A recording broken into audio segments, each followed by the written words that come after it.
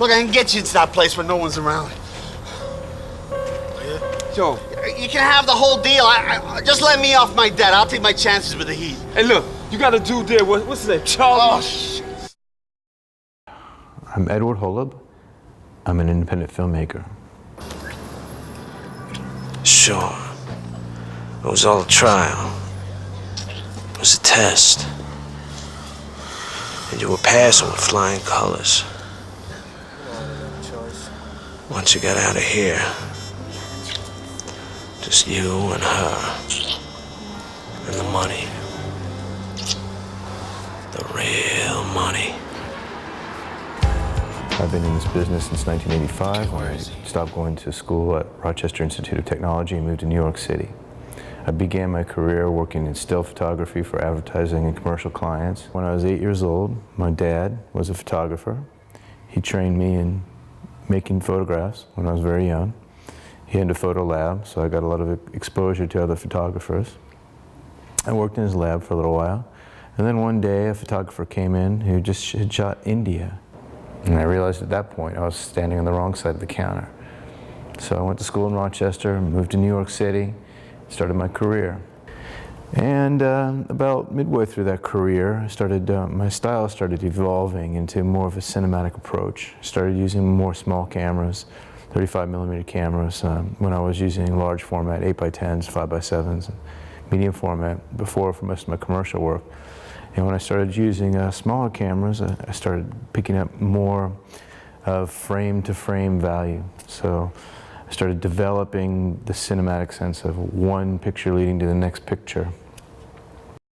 I had just shot a large project for Camel, R.J. Reynolds, and I'd taken the money that I made from that job and I put it into my first film called Night Runs Red, the black and white, the Super 16.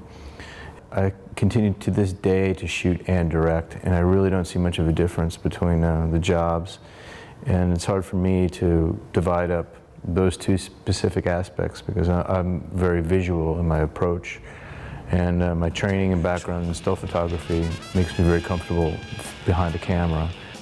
After having spent 18 months filming documentary work in New Orleans, Louisiana. Montel Williams show, a couple documentaries here and there, Spike Lee's When the Levees Broke. I was trying to make a difference with my filmmaking there, and I realized that, well, it's very difficult for a single filmmaker to make a difference in something as monumental as the aftermath of a hurricane. But the main thrust of my career has been in feature filmmaking. Night Runs Red eventually got national distribution in the video stores at Hollywood Video. I did another film in year 2003, also shot on Super 16mm, this one color. And we shot it around Vienna. Another film noir type of episode. I have been developing another film. That's actually what brought me to New Orleans. It's a 1950s set piece called Cassidy's Girl, based on the work of a famous pulp author that was operating at the time. And this film is based in New Orleans. It's set with classic New Orleans characters. And I think it will do an excellent job in portraying some of the cultural truisms at work in New Orleans. A lot of films that are shot in New Orleans don't really talk about New Orleans, but I feel since I've lived there for a few years now, I've got a better sense of what New Orleans is about. And as a Scorpio, I'm a deep investigator, and I think I have a more investigative approach to my theme in New Orleans.